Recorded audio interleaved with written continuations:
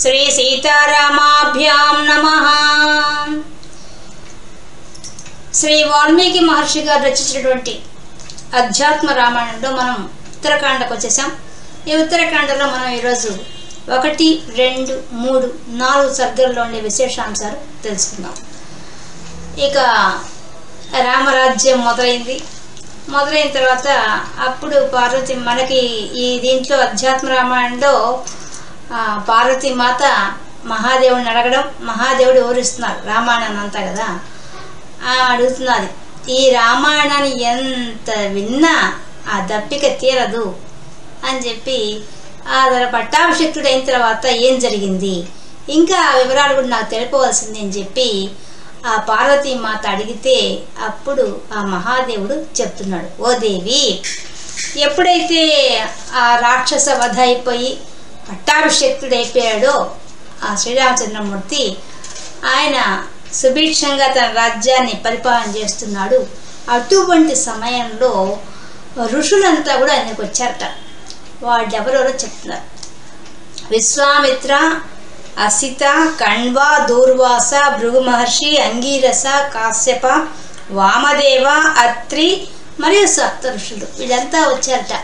వచ్చి అగస్త్య ఋషి ముందు వచ్చి అక్కడున్న ద్వారపాలకుడు చెప్పి పంపించాట, మేము వచ్చాము, ఏ శ్రీరామచంద్రమూర్తి తెలిపవలసింది అంటే ఆ ద్వారపాలకుడు వెళ్ళి ఆ శ్రీరామచంద్రమూర్తి చెప్పారు, ఈ విధంగా ఋషులంతా నీ దర్శనం కోసం వచ్చిందనగానే ఆయన అమిత ఆనందంతో వాళ్ళని ప్రవేశపెట్టండి అని చెప్పి ఎదురు వెళ్ళి వాళ్ళకు అర్ఘ్యపాద్యాదులు ఇచ్చి వాళ్ళకు ఉచితాసనాన్ని కూర్చోబెట్టి సత్కరించి అప్పుడు వాళ్ళని కృష్ణ ప్రశ్నలు వేశాట. వేసిన తర్వాత వాళ్ళు కూడా శ్రీరామచంద్రమూర్తిని కృష్ణ ప్రశ్నలు వేశారు. వేసిన తర్వాత అప్పుడు శ్రీరామచంద్రమూర్తిని మేము ఎందుకు వచ్చామంటే మిమ్మల్ని అభినందించడానికి.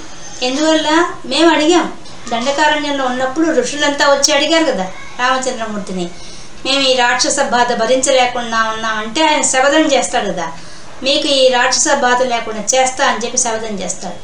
అదే ఆ విషయానికి మేము కృతజ్ఞత చెప్పడానికి అభినందించడానికి వచ్చామని చెప్పి అప్పుడు అగస్త్యుడు వాళ్ళంతా కూడా ఆయన్ని చాలా రకాలుగా మెచ్చుకుంటూ అప్పుడు వాళ్ళ మాటల మధ్యలో ఏమంటారంటే ఆ రావణాసురుణ్ణి కుంభకర్ణుడి కన్నా కూడా మేఘనాథుణ్ణి సంబంధించడమే చాలా గొప్ప విషయం అన్నట్టుగా మాట్లాడతారు.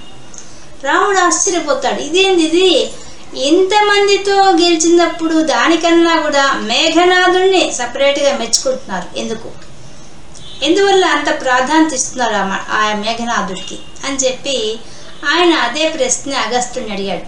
అసలు ఎవరి రావణాసుడు వాళ్ళు ఎవరు, వాళ్ళ చరిత్ర ఏంది, వాళ్ళ విషయాలు ఏంది, నాకు అన్ని సవివరంగా తెలియజేయవలసింది అని అడిగితే అప్పుడు అగస్త్య ఋషి చెప్పడం మొదలుపెట్టాడు, ఓ రామ, నీవు ముల్లోకాలు జయించగల సామర్థ్యం కలవాడివి, త్రిగుణాతీతుడివి, నీకు అసాధ్యమైనది ఏముంది, ఏమీ లేదు. కానీ వీళ్ళు ఎట్లాంటి వాళ్ళు, ఈ రావణాసురుడు, కుంభకర్ణుడు, మేఘనాథుడు వీళ్ళ యొక్క చరిత్ర నువ్వు తెలుసుకోవాల్సి ఉన్నది. ఈ సవివరంగా నేను ఇప్పుడు మీరు అడిగారు కాబట్టి మేము సవివరంగా చెప్తా అని చెప్పి అగస్త్యుడు చెప్పడం ప్రారంభించాడు ఆయనకి, రాముడికి. రామా, పూర్వం ఒకప్పుడు కృతయుగంలో బ్రహ్మ కుమారుడు పులస్త్య బ్రహ్మ, ఈయన గొప్ప తపస్సంపన్నుడు. ఈయన తృణబిందు ఆయన ఒక రాజర్షి. ఆ రాజర్షి ఆశ్రమం దగ్గర ఈయన ఆశ్రమం పెట్టుకొని అక్కడ తపస్సు చేసుకుంటున్నాడు. కానీ ఆ ప్రాంతానికి అంతా కూడా చాలామంది స్త్రీలు వచ్చి, గంధర్వ స్త్రీలంతా వచ్చి వాళ్ళ గానంతో వాళ్ళ ఆటపాటలతో విహరిస్తుండేవాడు. ఈయనకు ఈ తపభంగం జరుగుతుంది. అందువల్ల ఈ పులస్తుడు ఏం చేశాడంటే ఈ ప్రాంతానికి ఎవరైనా స్త్రీలు వస్తే వాళ్ళు వెంటనే గర్భవతులు అవుతారు అని నియమం పెట్టాడు. అంతే, ఆయన మునికత అంత గొప్ప వారి యొక్క వాక్కు నిజమవుతుందని చెప్పి ఎవ్వరూ ఆ ప్రాంతానికి రావడం లేదు. కానీ ఆ తృణబిందు యొక్క కుమార్తెకు ఆ విషయం తెలియదు పాపం. ఆమె ఒకరోజు విహరిస్తూ చెరికత్తలు ఎవరు రాలేదు, ఆ ఒక్కతే అంతటా విహరించేసేపు వాళ్ళు వచ్చారు. కానీ ఈ ఋషి ఉన్న ప్రాంతానికి వాళ్ళు రాలేదు. కానీ ఈ ఒక్కటి తెలియక పాపము అక్కడికి వచ్చేసింది. వెంటనే ఆయన తపస్సు చేసే పరిసరాలకు రాగానే ఆమె గర్భవతి అయిపోయింది. ఆమె శరీరంలో అమిత మార్పు వచ్చేసింది.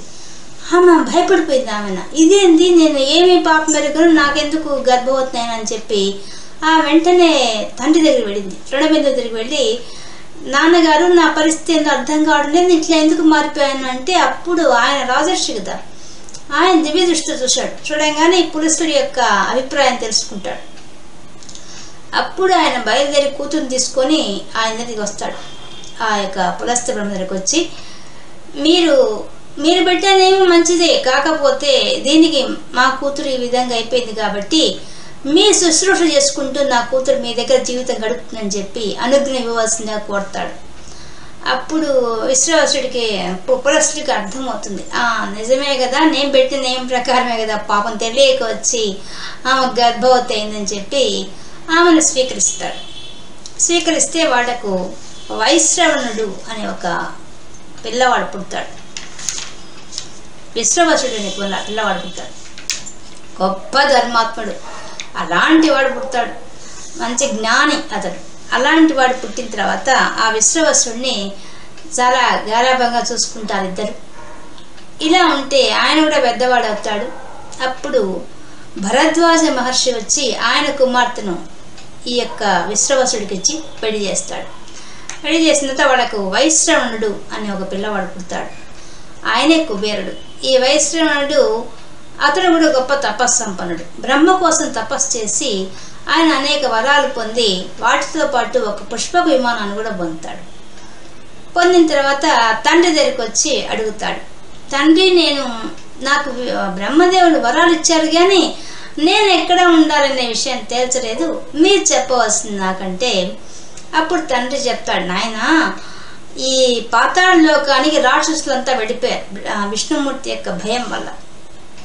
ఇప్పుడు ఈ యొక్క రాక్షసుల యొక్క రాజ్యం అంటే ఆ లంకా నగరం అనేది త్రికూట పర్వతం, అది సముద్రం దగ్గర ఉన్నది. ఆ ప్రాంతానికి వెళ్ళి నువ్వు యథేచ్ఛగా నీ గంధర్వులను పెట్టుకొని నువ్వు పరిపాలన చేయవచ్చు, వెళ్ళమని చెప్తాడు. అప్పుడు ఆయన అక్కడికి వెళ్ళి హాయిగా ఒక రాజ్య స్థాపన చేసుకొని పరిపాలన చేస్తూ హాయిగా ఉంటాడు. ఇలా ఉండగా ఒకరోజు సుమాలి అనేటువంటి రాక్షసుడు పాతాళ లోకం నుంచి ఈ ప్రాంతానికి వస్తాడు. వచ్చేసరికి ఈ విశ్రవసుని చూస్తాడు. ఆ విశ్రవసుడి దగ్గరికి అదే సమయానికి కుబేరుడు రావడానికి కూడా చూస్తాడు. ఆయన అప్పుడప్పుడు వచ్చి తండ్రికి నమస్కరించిపోతుంటాడు. ఆ కుబేరుడు ఆ దృశ్యాన్ని చూస్తాడు. ఎంత బాగున్నాడు పిల్లవాడు, దివ్య తేజస్తో ఉన్నాడు, ఇటువంటి వాళ్ళ వల్ల సంతానం కలిగితే ఎంత అద్భుతంగా ఉంటుంది అనుకుంటాడు. ఆయనతో పాటు ఆయన కుమార్తె కైకేసి కూడా వచ్చి ఉంటుంది. అప్పుడు కైకేసి చూపిస్తాడు, ఈ విశ్రవసుడు చాలా గొప్ప తపస్సంపన్నుడు, ఇటువంటి వాని వల్ల కానీ సంతానం కలిగితే మన రాక్షస రాజ్యం మళ్ళీ నెలకొల్పబడుతుంది, కాబట్టి నీవు ఎట్లయినా సరే ఈయన వల్ల సంతానం పొందవలసింది అని చెప్తాడు. వెంటనే ఒక అందమైన స్త్రీగా మారిపోయేసి, వాళ్ళకేముంది, రాక్షసులు కామరూపం ధరించగలరు కదా, ధరించి ఆయన దగ్గర నిలబడుతుంది. నిలబడి సిగ్గుపడుతూ నేల మీద తన కాలుతో రాస్తూ బటన్ వేలుతో రాస్తూ నిలబడుతుంది. అప్పుడు ఆమె చూసి, సుందరి, నువ్వెవరు, ఎందుకు నా ముందుకు వచ్చావని అడుగుతాడు. మీరెంత గొప్ప తపస్సంపన్నుడు, మీరు ధ్యానం చేస్తే నా విషయం ఏందో మీకు తెలుస్తుంది అనగానే ఆయన ధ్యానం చేస్తాడు. ధ్యానం చేయగానే ఆయనకి గోచరం అవుతుంది ఆమె ఎందుకు వచ్చి సంతానం కోసం వచ్చింది కానీ తెలుసుకుంటాడు. కానీ ఇది సాయం సంధ్యా వేళ, ఇట్లాంటి సమయంలో అయితే మనకు పిల్లకాయలు రాక్షసులు పుడతారంటాడు. కానీ ఆమె ఒప్పుకోదు. అప్పుడు తర్వాత వాళ్ళకి నిజంగానే రావణాసురుడు, కుంభకర్ణుడు వీళ్ళంతా రాక్షసులు పుడతారు. అప్పుడు ఆమె అడుగుతుంది, ఇట్లాంటి పిల్లలు పుట్టారు, ఆ రావణాసురుడు పుట్టంగానే అనేక దుశ్శకనాలు కనిపిస్తాయి. ఇంకా కుంభకర్ణుడు చెప్పలే, మరి పుట్టంగానే ఎంత బలవంతుడిగా పుడతాడు, పుట్టడమే ఇంక జంతువులన్నీ తినడం మొదలు పెట్టేస్తాడు, అలాంటి బీభత్సంగా ఉంటాడు అతను. అప్పుడు ఆమె అడుగుతుంది, నాకు ఇట్లాంటి పిల్లలు పుట్టారేంది అంటే, నీవే ఇట్లా కోరుకున్న వాళ్ళు పుట్టారు, కానీ తర్వాత పుట్టేవాడు మహాధర్మాత్ముడు పుడతాడని చెప్తారు. అప్పుడు ఆయనకి విభీషణుడు పుడతారు. శూర్పణఖ అని ఇంకో అమ్మాయి పుడుతుంది. ఈ నలుగురు పుడతారు. ఇంకా ఈ రాక్షసులకు ఆనందం అయిపోతుంది, ఇలాంటి పిల్లలు పుట్టారని చెప్పేసేసి వాళ్ళు ఆనందిస్తుంటారు. ఈమె కూడా కైకేసి కూడా మంచి బలవంతులు పుట్టారని ఆనందిస్తుంది. కానీ ఆమెకు మనసులో ఏముంటుంది, కుబేరుడంతో గొప్పవాళ్ళు కావాలని ఉంటుంది. ఒకరోజు కుబేరుడు కూడా ఆ ప్రాంతానికి తండ్రిని చూడడానికి కోసం వస్తాడు పుష్పక విమానంలో. అది చూడంగానే ఈ కైకసి రావణాసురుని పిలిచి చూపిస్తుంది. చూసావా ఎట్లా ఉన్నాడు అతను, ఎంత గొప్పవాడుగా ఉన్నాడు, ఆయనంత గొప్పగా నువ్వు కూడా కావాలి అని చెప్తుంది. మీరు పుట్టినందుకు మీరు కూడా అంత గొప్పవాడు కావాలని చెప్పి ఆమె అడుగుతుంది. అడిగితే అప్పుడు రావణాసురుడు చెప్తాడు, మేము కూడా సాధిస్తాం, నీ పిల్లలను మేము కూడా సాధిస్తాం అని చెప్పి అప్పటికప్పుడు ముగ్గురు కూడా తపస్సు చేసుకోవడానికి వెళ్ళిపోతారు. ఎవరు? రావణాసురుడు, కుంభకర్ణుడు, విభీషణుడు ముగ్గురు పోతారు. ముగ్గురు పోయి 10,000 సంవత్సరాలు తపస్సు చేస్తారు. తపస్సు చేసినప్పుడు ఆ రావణాసురుడు ప్రతి 1000 సంవత్సరాలకి ఒక్కొక్క అతడు పుట్టడమే 10 శిరస్సులతో పుట్టాడు. దశకంఠుడు పేరు పెట్టడమే దశకంఠుడు అని పేరు పెట్టారు. ఒక్కొక్క శిరస్సు అర్పిస్తూ బ్రహ్మ కోసం తపస్సు చేస్తాడు. ఇక విభీషణుడు ఒంటి కాలుపై నిలబడి తపస్సు చేస్తాడు. కుంభకర్ణుడు ఘోరంగా తపస్సు చేస్తాడు. ఇలా చేసినప్పుడు ఇంకా బ్రహ్మదేవుడు ఇంకా చివర 10వ తలకాయ ఉంటుంది రావణాసురుడికి.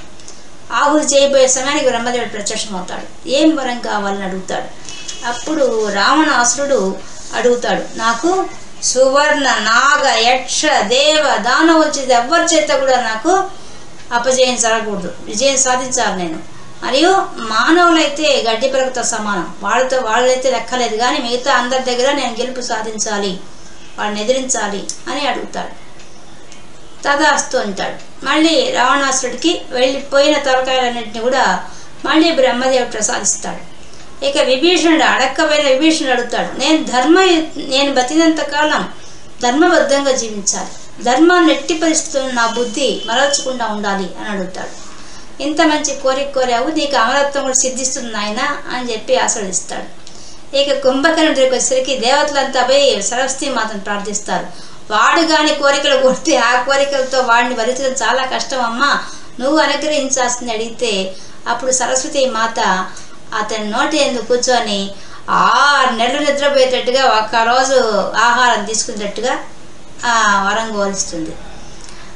అంటేనే వరం కోరి అయిపోయిన తర్వాత బ్రహ్మదేవుడు మాయమైపోయిన తర్వాత అప్పుడు యథాస్థితికి వస్తాడు కుంభకర్ణుడు. వచ్చి ఇలా కోరనేది బాధపడతాడు. కానీ ఏం చేయాలి, దాటిపోయింది విషయం. ఇక వాళ్ళు తిరిగి వెనక్కి వచ్చేస్తారు. ఈ విషయం సుమారుని తెలిసి వచ్చి అబ్బా రాక్షసులతో వస్తారు, ప్రహస్తుడు వాళ్ళంతా వచ్చేస్తారు. వచ్చి మహా మెచ్చుకుంటారు. ఏమి నాయన, ఏమి సాధించారు మీరు వరాలని చెప్పి మెచ్చుకొని ఇక మనకు తిరుగులేదు, ఇక నువ్వు రాజ్యాన్ని స్థాపించాలి అని రావణాసురుని రెచ్చగొడతారు ప్రహస్తుడు, ఆ యొక్క సుమారుని అనేవాళ్ళు. అప్పుడు మీరు పోయి ఆ కుబేరుడి దగ్గర ఉండే ఆ రాజ్యం మందే, లంకా నగరాన్ని, దాన్ని స్వాధీనం చేసుకోమని చెప్తారు. పాపం మొట్టమొదటి ధర్మాత్ముడే రావణాసురుడు. ఆయన ధర్మాలు చెప్తాడు. అదేలా అతనికి తండ్రి ఇచ్చిన దాన్ని నేను ఎలా స్వీకరిస్తాను అని మాట్లాడతాడు. కానీ ఇది మా అంది రాక్షసుడిది, దీంట్లో ఏముంది, సోదర భావం ఏముంది, ఇక్కడ నువ్వు ముందు పోయి ఆక్రమించమని చెప్పి రెచ్చగొడతారు. అప్పుడు పాపం రావణాసురుడు పోయి కుబేరుడితో యుద్ధం చేయడానికి పోతే కుబేరుడు మాత్రం తండ్రితో సంప్రదిస్తాడు. తండ్రి యుద్ధం లేకుండానే అతడు మంచి వరాలు పొందాడు, ఏమీ చేయలేము ఇప్పుడు, కాబట్టి నువ్వు ఆ రాజ్యాన్ని వదిలేయమని చెప్పి అప్పగించి వెళ్ళిపోమంటాడు. అప్పుడు ఆయన వెళ్ళి శివుడి కోసం తపస్సు చేసి శివుని అనుగ్రహాన్ని పొంది ఉత్తర దిక్కుకు పరిపాలకుడు అయిపోతాడు ఆయన కుబేరుడు. అంత గొప్ప స్థితికి ఆయన వెళ్ళిపోతాడు.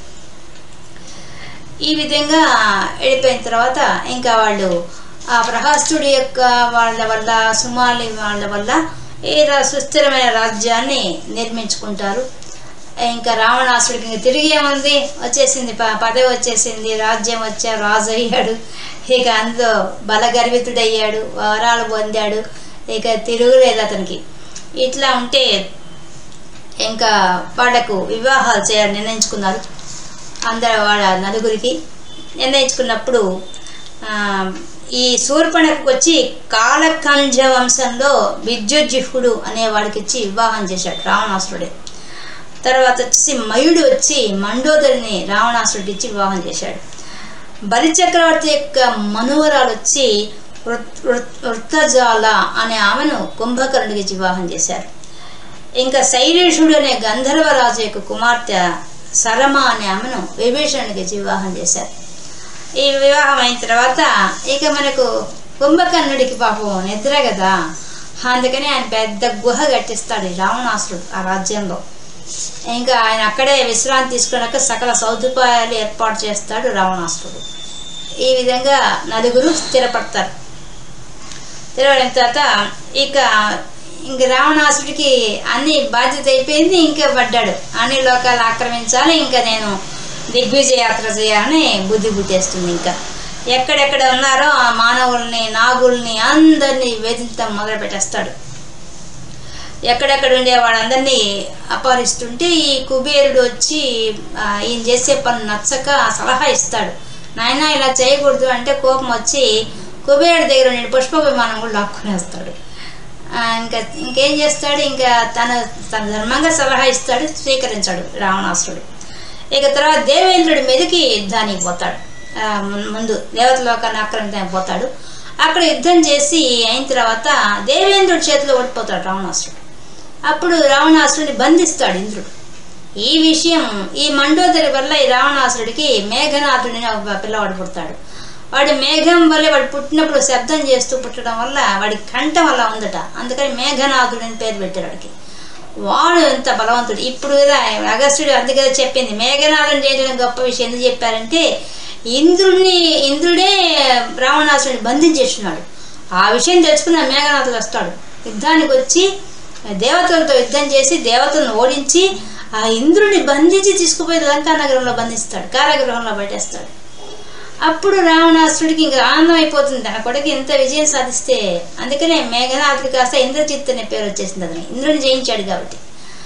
అప్పుడు ఈ బ్రహ్మదేవుడికి ఆ విషయం తెలుస్తుంది. వచ్చి ఆ మేఘనాథుడిని రావణాసురుడిని బుజ్జగించి అనేక ఒప్పందాలు చేసుకొని ఏవేవో వరాలు ఇస్తారని చెప్తే అప్పుడు ఇంద్రుడిని వదిలిపెడతారు వాళ్ళు.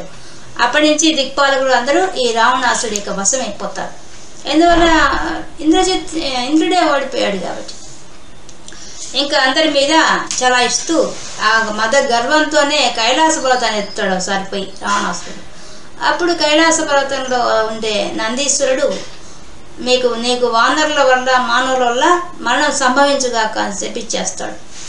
ఇంకా అక్కడి నుంచి వారి బలవంతులను తెలుసుకొని వారి దగ్గరికి పోయి సిద్ధం చేయాలని పోయి ఆయన 3 కాలాల్లో సంధ్యావందనం అన్ని సముద్రాల్లో మునిగి తేలుతుంటాడు. ఆ వాలి ఆయన వెనక్కుండా పోయి పట్టుకుంటాడు. వెంటనే వాలి దాని సంకల కింద వేసుకొని రావణాసురుడిని సముద్రాల్లో ముంచి లేపుతాడు. ఇంకా వాళ్ళ దగ్గర ఓడిపోతాడని తెలుసుకొని వాళ్ళతో స్నేహం చేస్తాడు. అలా ఒప్పందం చేసుకుంటాడు. ఈ విధంగా ఇందువల్ల ఇంద్రజిత్ గొప్పవాడయ్యా అని చెప్పి అగస్త్యుడు ఈ రాముడికి చెప్తున్నాడు. ఇవంతా రాముడికి చెప్తున్నాడు. ఆయన చెప్తే ఇట్లా అందువల్ల అది కాదు, గొప్ప విషయం ఏంటంటే లక్ష్మణుడి చేతిలో మరణించాడు. ఎవరు? ఇంద్రజిత్తు. ఇంత గొప్పవాడి చేతిలోనే, ఇంద్రియాలను జయించిన వాడి చేతిలోనే ఇంద్రజిత్తు జయించబడతాడు కాబట్టి లక్ష్మణుడి చేతిలో మరణించాడు. ఇక మీ వల్ల చెప్పేదేముంది, రావణాసురుడు కుంభకర్ణుడు మరణించారయ్యా, ఇంత గొప్ప మేలు జరిగింది మీ వల్ల అని చెప్పి మళ్ళీ స్తోత్రం చేస్తాడు. అగస్త్యుడు స్తోత్రం చేస్తున్నాడు శ్రీరామచంద్రమూర్తిని. ఎంత గొప్పగా స్తోత్రం చేశాడు. నీ నాభి నుంచి బ్రహ్మదేవుడు పుట్టాడు, నీ ముఖం నుంచి అగ్ని పుట్టింది, నీ యొక్క కళ్ళ నుంచి సూర్యచంద్రుడు పుట్టారు, సకల చెవుల నుంచి దిశ విద్యసులు పుట్టాయి, నీ యొక్క ముక్కు నుంచి అశ్విని దేవతలు పుట్టారు, నీ యొక్క భోర్లోకాలన్నీ నీ వల్ల వచ్చాయి, నీ యొక్క స్థనం నుంచి ఇంద్రవరుణులు పుట్టారు, రేతస్సు నుంచి వాలక్యులు పుట్టారు, నీ శిస్సు నుంచి యముడు పుట్టాడు, నీ గుదం నుంచి మృత్యువు పుట్టాడు, నీ కేశాల నుంచి మేఘాలు పుట్టాయి, రోమాల నుంచి ఔషధులు పుట్టాయి. మొత్తానికి విశ్వానంతా మాయాశక్తితో నడిపిస్తున్నావు. కానీ మాయాశక్తిని జయించాలంటే మాత్రం నిన్ను ఆశ్రయించి భక్తితో ఎవరుంటారో వాళ్ళకు మాత్రమే సాధ్యం అవుతుందయ్యా అని చెప్పి అగస్త్యుడు స్తోత్రం చేశాడు. స్తోత్రం చేసిన తర్వాత మళ్ళీ ఇంకొక విషయం చెప్పుకుంటూ వస్తున్నాడు. అక్కడి నుంచి ఎట్లా వీళ్ళు వచ్చారు, ఎవరు వాలి సుగ్రీవులు ఎలా వచ్చారు, మళ్ళీ రావణాసురుడి విషయాలు అని మళ్ళీ చెప్పడం ప్రారంభించారు అగస్త్యుడు. ఇట్లా స్తోత్రం చేసిన తర్వాత మరి ఆయన అడుగుతాడు, ఎవరు రామచంద్రమూర్తి అడుగుతాడు, ఈ యొక్క సుగ్రీవుడు వాలి యొక్క వృత్తాంతం ఏందని అడిగితే అప్పుడు చెప్పడం మొదలు పెడతాడు. ఒకసారి మేరు పర్వతం దగ్గర ఈ బ్రహ్మ ఒక సభ ఏర్పాటు చేశాట.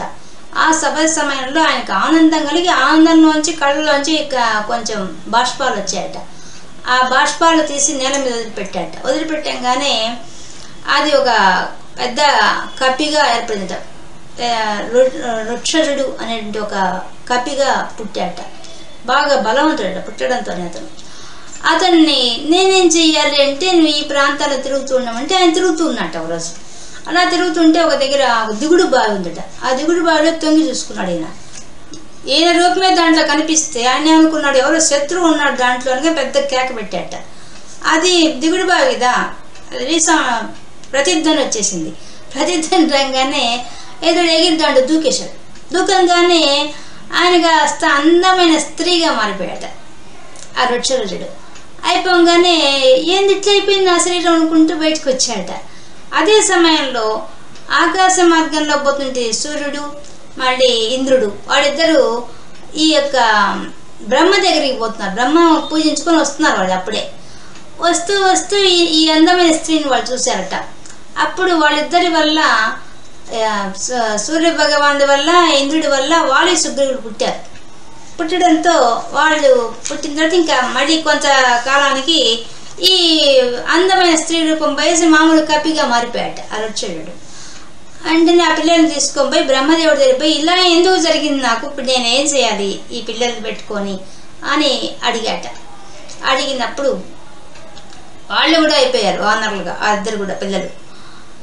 అప్పుడు బ్రహ్మదేవుడు చెప్పాట, నీకు విశ్వకర్మ పంపిస్తున్నాను, నీ యొక్క కిష్కింద దగ్గర పెద్ద రాజ్యం నిర్మించిస్తాడు నీకు, నువ్వు అది పరిపాలించుకుంటూ ఉంటూ సమస్త కపులంతా కూడా వానర సైన్యం అంతా కూడా నిన్ను సేవించుకుంటాయి, కాబట్టి నువ్వు అక్కడ ఉండవలసింది అని చెప్పిన తర్వాత అప్పుడు ఒక దేవదూత వచ్చి ఈయన తీసుకువెళ్ళి అక్కడ విశ్వకర్మ చేత కిష్కింద నగరం నిర్మింపజేసి ఈయనకు రుక్షరుడికి పట్టాభిషేకం చేసి అన్ని చేసి వచ్చి తిరిగి వచ్చి బ్రహ్మదేవుడు చెప్తాడు, అయ్యా ఈ విధంగా మేము ఆయనకి పట్టాభిషేకం చేసేసాము అని బ్రహ్మదేవుడికి విన్నవించుకుంటాడు. ఈ విధంగా కిష్కిందకు రాజు అయ్యాడు ఆ రుక్షరుడు. ఇలా ఉండగా అని వాళ్ళ గురించి చెప్పి ఈ విధంగా వాళ్ళ జన్మ వృత్తాంతం ఇది, ఎలా వచ్చారో వాళ్ళిద్దరు అని దానికి చెప్పాడు ఆయన, ఎవరు అగస్త్యుడు. ఇక రావణాసురుడి విషయం ఇంకోటి చెప్తున్నాడు. ఎందుకు రావణాసురుడు ఈ విధంగా నా మీద ఈ విధంగా చేసి నాతో యుద్ధం చేసి సీతామాతను ఎందుకు అపహరించాడని దానికి అగస్త్యుడే చెప్తున్నాడు, అడక్కబని చెప్తున్నాడు ఆయన. ఏమని, ఒకప్పుడు కృతయుగం నాటి మాట, అక్కడ ఈ సనత్ కుమారుడు అనే ఆయన ఋషి దగ్గరికి ఈ యొక్క రావణాసురుడు వెళ్ళాట. వెళ్ళి ఆయనతో మాట్లాడుతూ అన్ని రకాల విషయాలు మాట్లాడుతూ ఈ రావణాసురుడు ఆయన ప్రశ్నించాట, ఈ జగత్తంతకి ఎవరు భర్త, ఎవరి అధీనంలో ఉంది, ఈ దేవతలు అందరూ ఎవరి ఆజ్ఞను పాటిస్తారు, ఇవి నాకు సవివరంగా చెప్పవలసింది అని అంటే సనత్ కుమారుడు చెప్పడం మొదలుపెట్టాడు. అయ్యా, సకల దేవతలు కానీ ఆ చరాచర సృష్టి అంతా కూడా ఆ నారాయణ చేతిలో ఉంది, ఆయన ఆజ్ఞ ప్రకారమే ఈ జగత్ అంతా నడుస్తూ ఉంటుందయ్యా అని రావణాసురుడు చెప్పాడు. అప్పుడు రావణాసురుడు అడిగాడు, మరి ఆ హరి ఎంతో మందిని యుద్ధంలో రాక్షసులు సంహరిస్తున్నాడు కదా, మరి సంహరించిన వాళ్ళ జీవితం ఎలా అవుతోంది తర్వాత అంటే, మామూలుగా లోకంలో ఉండేది ఏంది, మరణించిన వాళ్ళు చేసిన పుణ్యాన్ని బట్టి స్వర్గాది లోకాలకు పోతారు, చేసిన పాపాలు బట్టి నరకలోకానికి పోతారు కదా, మరి విష్ణువు చేత సంహరించబడ్డ ఆ రాక్షసులు ఎక్కడికి పోతారు, వాళ్ళ పరిస్థితి ఏంది అని సనత్ కుమార్ని అడిగాడు రావణాసురుడు. అప్పుడు సనత్ కుమార్ చెప్తున్నాడు, చెప్పింది నిజమే, అందరూ మామూలుగా స్వర్గలోకాలకి నరకలోకానికి పోతారు, కానీ ఈ యొక్క విష్ణుమూర్తి చేతిలో మరణించిన వాళ్ళు మాత్రం ఆయన లోకానికే ఆయనే చేరుకుంటారు, మోక్షం సంపాదించుకుంటారు వాళ్ళు అని, వైకుంఠానికే పోతారు వాళ్ళంతాను, అటువంటి భాగ్యం వాళ్ళకి కలుగుతుంది అనే విషయం. అంటే అంత గొప్పవాడి చేతిలో మరణించడం వల్ల వాళ్ళు అల్పమైన వాడికి పోరయ్యా, ఆయన వైకుంఠానికే చేరుకుంటారయ్యా అని చెప్పాడు ఆ సనత్ కుమారుడు. చెప్పి మళ్ళీ చెప్తున్నాడు ఆ హరి యొక్క గొప్పతనాన్ని ఇక్కడ మనకి స్తోత్రం చేస్తున్నారు ఆ యొక్క సనత్ కుమారుడు. ఏం చెప్తున్నారంటే, నదీమతలందు ఓంకారమున సత్యమున సావిత్రి ఎందు పృథివీ ఎందు అతడు ఉంటాడు. ఆ హరి ఎక్కడ ఉంటాడు, సమస్త జగములకు ఆధారం అతడే.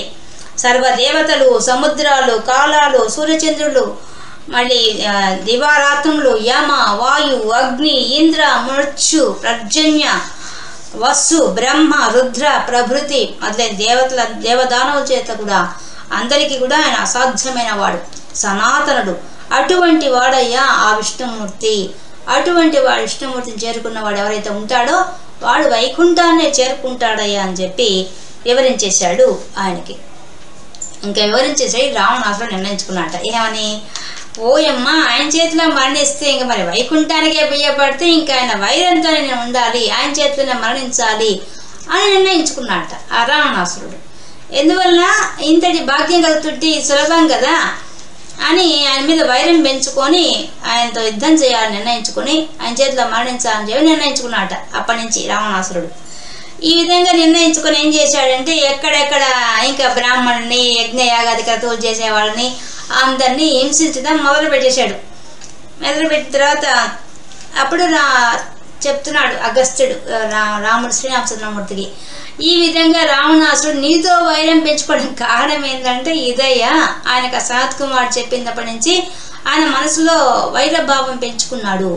తద్వారా ఏం చేయదలుచుకున్నాడు? సీతామాతను అపహరించాలని నిర్ణయించుకొని ఆయన అపహరించాడు. ఇది ఇతని యొక్క వృత్తాంతం అని చెప్పి సవివరంగా చెప్పాడు. చెప్పి స్తోత్రం చేసేసి ఇక అగస్త్యుడు ఆ ఋషులంతా శ్రీరామచంద్రమూర్తి సెలవు తీసుకొని ఆయన ఆశీర్వదించి వెళ్ళిపోయారు. వెళ్ళిపోయిన తర్వాత రామరాజ్యం చాలా అద్భుతంగా జరిగింది. ఇంకా ఆయన మళ్ళీ ఈ పుష్ప విమానం మళ్ళీ తిరిగి వచ్చింది. అప్పుడు మనకి యుద్ధకాండలో వెళ్ళిపోతుంది. మళ్ళీ వచ్చి అడుగుతుందన్నమాట, కుబేరుడు నన్ను పంపించాడు రామా, నన్ను రావణాసురుడు, నేను కుబేరుడి దగ్గర ఉన్నప్పుడు రావణాసురుడు స్వీకరించాడు. తర్వాత నువ్వు రావణాసురుడు జయించి నువ్వు స్వీకరించావు. నువ్వేమో నన్ను వద్దని చెప్పి పంపించేసావు కుబేరుడి దగ్గరికి. కానీ కుబేరుడు ఇప్పుడు పంపించారు నన్ను. ఏమని? మీకు మీ సేవకు నన్ను వినియోగించమని చెప్పి పంపించారంటే అప్పుడు రాముడు అంటాడు, నాకెప్పుడు అవసరం వచ్చినప్పుడు నేను పిలుస్తాను, అప్పుడు రా, అంతే తప్ప నువ్వు నా దగ్గరే ఉండాల్సిన అవసరం ఏం లేదు, నువ్వు యథేచ్ఛగా తిరగవచ్చు, నేను తలుచుకున్నప్పుడు రావాల్సింది చెప్పి పంపించేస్తాడు. అప్పుడు ఆ పుష్ప విమానం వెళ్ళిపోతుంది. ఇక్కడి నుంచి వాళ్ళందరినీ ఇంకా రామరాజ్యం అద్భుతంగా ఉంటుంది. ఎక్కడ అధర్మం అనే మాట ఉండదు. సస్యశ్యామలంగా పంటలు పండుతాయి. ఇక అందరితో సోదరులతో వాళ్ళందరితో కూడా ఆనందంగా ఉంటూ ఉంటాడు ఆయన. ఇలా ఉండగా ఒకరోజు సీతామాత వాళ్ళిద్దరు ఉద్యానవనంలో ఉన్నప్పుడు సీతామాత అడుగుతుంది రామచంద్రమూర్తిని. ఆ స్వామి యొక్క పాదాలు ఒత్తుతూ ఆమె అడుగుతుంది, స్వామి మీకు ఒక విషయం చెప్పాలి. ఈ మధ్య దేవతలు అందరు నా దగ్గరికి వచ్చి విన్నవించుకున్నారు, మీరు వైకుంఠం చేరవలసిన సమయం ఆసనం అవుతుందమ్మా, నిన్ను అనుసరించి ఉంటాడు ఆయన, నీవు ఆయన అనుసరించి ఉంటావు ప్రభు శ్రీరామచంద్రమూర్తిని, కానీ నీవు ముందు వైకుంఠం చేరుకుంటే నిన్ను అనుసరించి ఆ స్వామి కూడా చేరుకుంటారు, కాబట్టి మీరు అందుకు తగిన పరిస్థితి చూసుకోవాల్సింది అని చెప్పారు దేవతలు అని చెప్పి, ఇంకా మీ నిర్ణయం ఎలా ఉంటే అలా ఉంటుందన్నమాట. అప్పుడు శ్రీరామచంద్రమూర్తి అంటాడు, అయితే నీకు ఒక ఉపాయం చెప్తాను, నేను నీకు ఒక లోకాపవాదను పుట్టిస్తాను, దాంతో నువ్వు వెళ్ళి భీకరమైన ప్రతిజ్ఞ చెయ్యి, నేను భూదేవిని చీల్చుకొని వైకుంఠానికి వెళ్ళిపోతున్నాను, మళ్ళీ తిరిగి రానని చెప్పి ప్రతిజ్ఞ చేసి వెళ్ళిపో, నువ్వు ముందు వైకుంఠానికి వెళ్ళు, తదంతా నేను అనుసరించి నేను వస్తా అని చెప్పి చెప్తాడు. ఆమె అంగీకరిస్తుంది. తర్వాత వీళ్ళంతా సభ జరుగుతుంటుంది. రామచంద్రమూర్తి పెద్ద సభ ఏర్పాటు చేసి అందరితో మాట్లాడుతుంటాడు, అలాజలంగా మాట్లాడుతుంటాడు. మాటల మధ్యలో ఆయన కావాలనే విజయుడు అనే అతని గూఢచారిని అడుగుతాడు, ఆ రాజ్యంలో మా గురించి ఏమనుకుంటున్నారు, మా తమ్ముళ్ళ గురించి, నా తల్లుల గురించి, కైకేయి గురించి, సీత గురించి ఏమనుకుంటున్నారు, నేను మనసులో పెట్టుకోకుండా నాకు అన్నీ చెప్పు, సవివరంగా చెప్పవలసింది అని అడుగుతాడు. అడిగినప్పుడు ఆ విజయుడని ఆయన చెప్తాడు, ప్రజలంతా కూడా మీ గురించి ఒక మాట మాత్రం అనుకుంటున్నారు, సీతామాత అన్ని రోజులు ఆ రావణాసుడి దగ్గర ఉంటే తెచ్చుకున్నాడు ఈ రాముడు, ఇప్పుడు యథా రాజా తథా ప్రజ అన్నట్టుగా మేము కూడా ఆయన అనుసరించాలా ఏమి అన్నట్టుగా అనుకుంటున్నారు ప్రభు అని చెప్తాడు. అప్పుడు మిగతా వాళ్ళందరిని అడుగుతారు, మీరు కూడా చెప్పండి నిర్భయంగా, ఇతను చెప్పాడు కదా ఇప్పుడు మీరు కూడా చెప్పండి అంటే అందరూ ఏకాభిప్రాయంగా అవును ఇలా అనుకుంటున్నారు ప్రజలు అని చెప్తారు. అప్పుడు రామచంద్రమూర్తి వాళ్ళందరినీ పంపించేసేసి వెంటనే లక్ష్మణుని పిలిపిస్తాడు. పిలిపించి నేను లోకాపవాదం గురయ్యాను సీత వల్ల, కాబట్టి నువ్వు రేపే సీతామాతను తీసుకెళ్ళి వాల్మీకి ఆశ్రమం దగ్గరలో వదిలిపెట్టేసేసి వచ్చేసి, ఎందుకు వ్యతిరేకంగా నువ్వు ఒక్క మాట కూడా మాట్లాడినా ఆయన మాట్లాడడానికి వీళ్ళని ఒట్టు వేసుకుంటాడు అనగానే ఇంకా లక్ష్మణుడు ఏం చేస్తాడు, అంత ఒట్టు శ్రీరామచంద్రమూర్తి అంత వాడు వేసరికి ఇంకా అప్పుడు ఆ లక్ష్మణుడు పక్కన రోజే ఆమెను తీసుకొని మా సుమంతుడిని పిలిచి రథం ఏర్పాటు చేసుకొని సీతామాతను వాల్మీకి ఆశ్రమాన్ని తీసుకెళ్తున్నా అని చెప్పి అప్పుడు చెప్తాడు శ్రీరామచంద్రమూర్తి సీతామాతకి, నీలో మార్పు వచ్చింది, నువ్వు గర్భవతిగా అవుతున్నావు, నీకు వాల్మీకి ఆశ్రమానికి వెళ్ళిన పిల్లలు పుడతారని కూడా చెప్తాడు. ఆమె గర్భవతి అప్పుడు ఆయన తీసుకెళ్ళి ఆ వాల్మీకి ఆశ్రమం సమీపంలో ఆమెను వదిలిపెట్టి ఆమెకు పాదాలు నమస్కరించి, అమ్మ ఇందులో నా తప్పేం లేదు తల్లి, ఆ శ్రీరామచంద్ర ప్రభువే నిన్ను ఇక్కడ వదిలిపెట్టమని చెప్పడం వల్ల నేను వదిలిపెడుతున్నాను తప్ప ఇందులో నా దోషం ఏమీ లేదు తల్లి అని చెప్పి పరిపరి విధాలుగా ప్రార్థిస్తాడు. అప్పుడు సీతామాతకు ముందే తెలుసుది ఇవన్నీ, ఆమె నాకు తెలిసిందే నాయన, ఇంక వెళ్ళవచ్చు అని చెప్పి, అయ్యో లోకాపవాదం వచ్చిందా నాకు అని దుఃఖపడుతుంది. తర్వాత వాల్మీకి మహర్షి ఆ పరిసర ప్రాంతంలో తిరుగుతుంటే ఆయన శిష్యులతో సహా వచ్చి చూసి ఆయన దివ్య దృష్టితో గమనిస్తాడు, విషయం గ్రహిస్తాడు, ఏం వైకుంఠానికి కూడా సిద్ధంగా ఉందని చెప్పి. అప్పుడు ఆమె తమ ఆశ్రమానికి తీసుకెళ్ళి ఆమెకు అన్ని పరిచర్యలు ఏర్పాటు చేసి అక్కడ ఉండే స్త్రీల ద్వారా ఆ మునుల యొక్క భార్యల చేత ఆమెకు సపర్యలు చేయిస్తూ ఆమెను చక్కగా చూసుకుంటాడు వాల్మీకి మహర్షి. ఈ విధంగా మనకు ఈ అగస్త్య ముని రావడం, అగస్త్య ముని ఆ ఋషులంతా వచ్చి శ్రీరామచంద్రమూర్తికి ఇన్ని విషయాలు చెప్పడం, జరిగిపోయిన వాటి గురించి చెప్పడం, తర్వాత రావణాసుడికి సనత్ కుమారుడు చెప్పడం, ఇవన్నీ విషయాలు చెప్పడం అనే అంశాలన్నీ మనం ఈ 4 సర్గల్లో తెలుసుకున్నాం. అలాగే సీతామాత వాల్మీకి ఆశ్రమం చేరింది అనడంతో ఈ ఉత్తరాఖండలో 4వ సర్గ పూర్తయింది. మనం 5వ సర్గతో కలుసుకుందాం. అంతవరకు సెలవు.